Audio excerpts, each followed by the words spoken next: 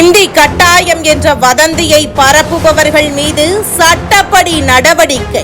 மத்திய அரசு அதிரடி, மொத்தமும் காலி. புதிய கல்விக் கொள்கை திட்டம் என்றால் என்ன என்று இப்போது மக்கள் கேட்க ஆரம்பித்து விட்டார்கள்.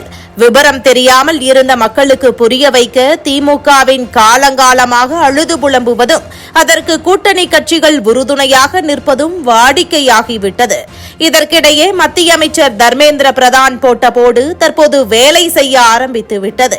இப்போது அண்ணாமலை தலைமையிலான பாஜகவினர் மும்மொழி கொள்கை குறித்து பல கருத்துக்கள், வீடியோக்கள், பத்திரிகை பேட்டிகள் என போட்டு வருவதால் மக்களிடம் இதுகுறித்து ஆர்வம் ஏற்பட்டிருக்கிறது. தேசிய கல்விக் கொள்கைக்கு ஆதரவு கூடி வருகிறது. ஒரு மாணவன் படிப்பதற்கு தேவையான வசதிகளை ஏற்படுத்தி கொடுப்பது ஒரு அரசின் கடமை.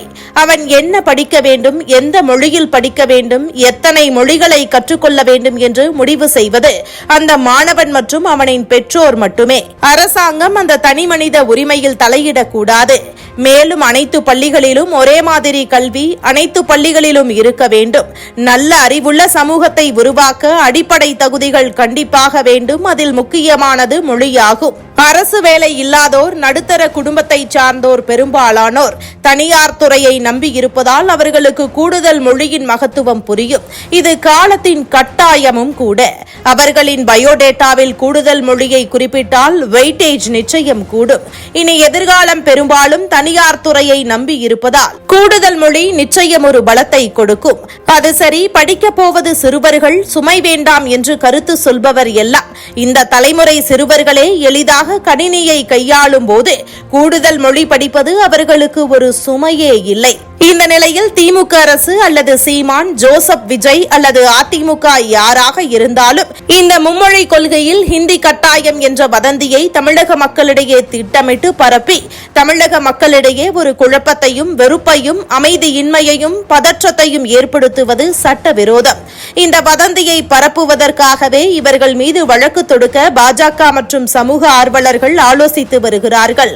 மேலும் இதுகுறித்து மத்திய அமைச்சர் தர்மேந்திர பிரதானிடமும் அண்ணாமலை பேசியிருப்பதாக தகவல்கள் வெளியாகியுள்ளது. மும்மொழி பற்றி தேசிய கல்விக் கொள்கையில் உள்ளதை உள்ளபடியே சொல்ல வேண்டும். திராவிட கட்சிகள் செய்யும் தவறுகள், ஊழல்கள், குடும்ப ஆட்சியில் திமுகவின் ஆதிக்கம், தவறான கொள்கைகள், கோட்பாடுகள், பகுத்தறிவு சிந்தனைகள், காவல்துறையினர் சுதந்திரமாக செயல்படாத நிலை, இதையெல்லாம் கண்டு மக்களும் வெதும்பி போய் உள்ளனர். இந்த நிலையில் தற்போது 3 மொழி விவகாரமும் திமுக தலையில் பேரிடியை இறக்கியுள்ளது.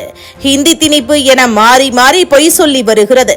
3வது மொழி என்பது இந்தியாவில் உள்ள ஏதாவது ஒரு மொழி என்றுதான் புதிய கல்விக் கொள்கை சொல்கிறது. இந்நிலையில் திராவிடங்கள் மக்களிடம் தவறாக பொய்யான தகவலை பரப்பிக் கொண்டிருக்கிறார்கள். இனி தவறான கருத்துக்களை மக்களிடம் கொண்டு சேர்த்தால் நடவடிக்கை எடுக்க மத்திய அரசு தயாராகி வருகிறது என்ற தகவல்கள் வெளியாகியுள்ளது. இதுபோன்ற முக்கிய நிகழ்வுகள், அரசியல் தகவல்களை ஆழமாக மாறுபட்ட கோணத்திலும் அறிந்து கொள்ள மறக்காமல் உங்கள் TNS24 டிஜிட்டல் பக்கத்தை பின்பற்றிக் கொள்ளவும்.